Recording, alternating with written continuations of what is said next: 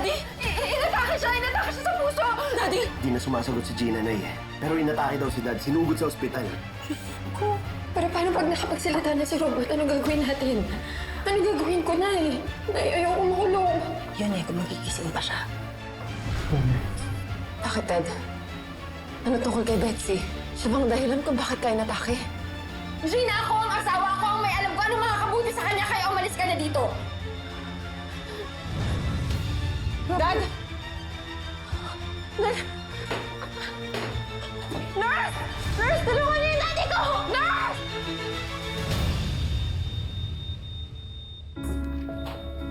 Please, please! Ma'am, dito lang po muna kayo. Dad! Check vitals.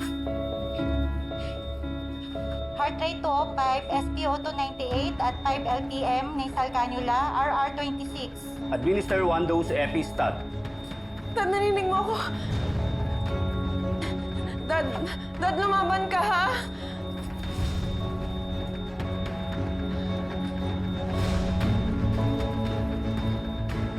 Robert, lumaban.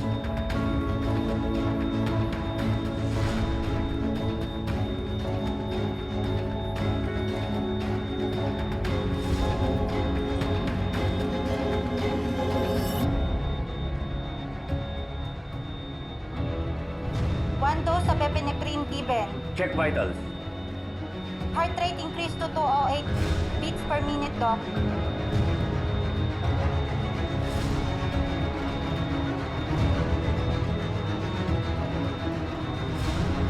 Robert. Robert, lumaban ka, Robert. Daddy, lumaban ka.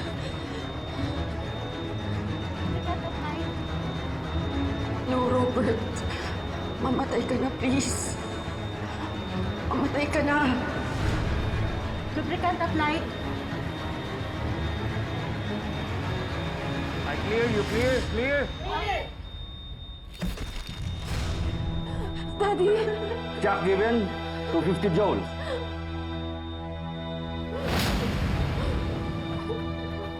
Heart rate 78, SpO2 97, RR20. Okay. Doc, is my dad okay? He's stable for now, but we have to transfer him to CCU for close monitoring. Excuse me, ladies. Hey, thank you. Thank you, Doc.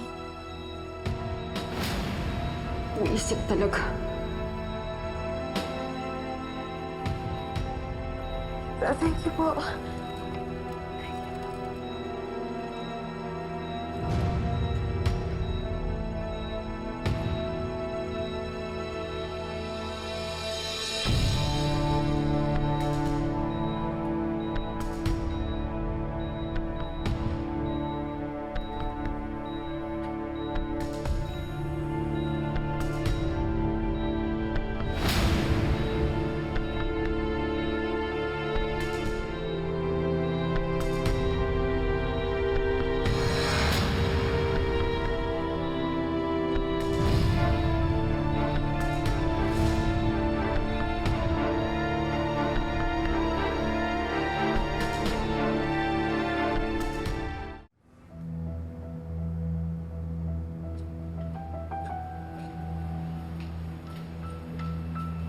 Oh, ano nangyari?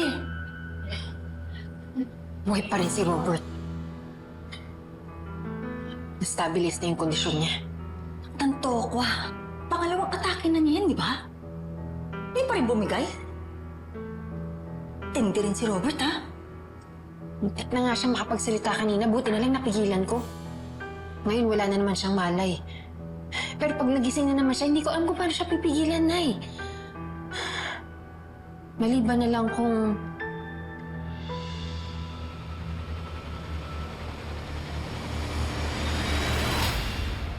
Hintayin mo ako. Babalik ako para may kasama ka.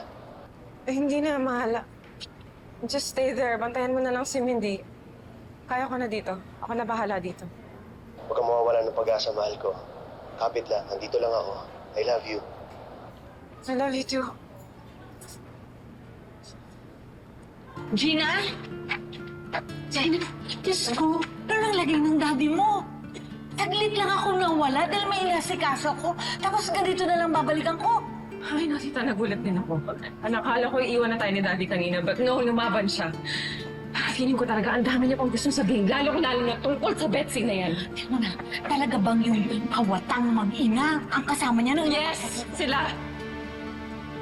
Mga hayop talaga yung mga animal talaga yung mag-inang yun. Sigurado ako na pinabayaan nila si Robert.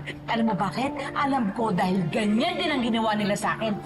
Inatake ako sa puso dahil sa kanila.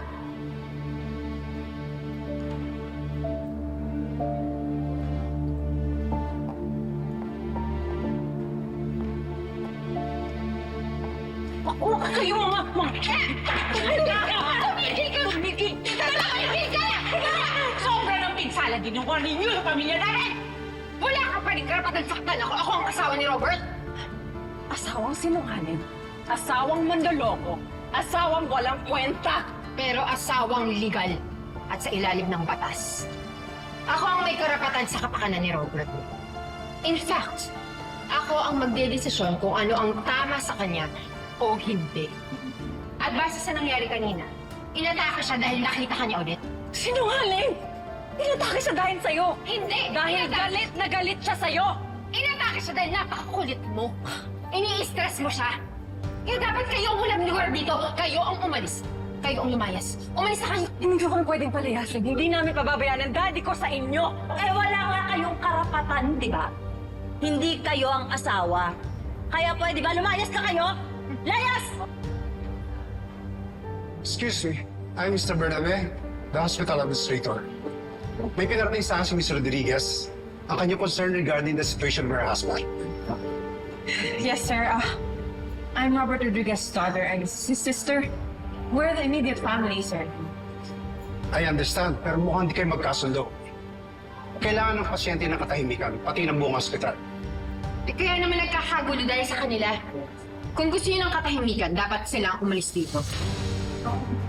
Hindi mo kaya din. Ang mukha mo, wala kang karapatan. On the other hand, dahil si Mrs. Rodriguez ang legal na asawa ng daddy niyo, she has all the rights. Ang desisyon ng asawa siyang masusunod sa mga ganitong sitwasyon. At ang desisyon ko, bawal kayong tumalaw. Umalis na kayo! Layas! Umalis na kayo! Hindi mo pwedeng gawin sa amin to. Hindi mo kami pwedeng pagbawalan. Makakasama nga sa daddy mo. Umalis na kayo! Kami ang may tunay na malasakit kay Robert. Hindi itong babae ito! Bakit ito kinakampihan ninyo? Ma'am, wala pa kami kinakampihan. Yung naayos sa batas na kami sinusunod, kaya pasensya na po. Oo, narinig nyo. Eh, ano ba yung natin nyo? Kalat-karin nyo na sila paalis. Sige na! Para na po. Teka lang, hindi niyo pwedeng gawin to. Napabalikan kita, hindi ka magtatagumpay, Betsy. Narinig mo ako. Kahit balikan mo ako, hindi mo mapabago ang batas. Ako ang may karapatan kay Robert. Ako lang. Tara na, ma'am. Bitawan mo ako! Takin mo ako na yun!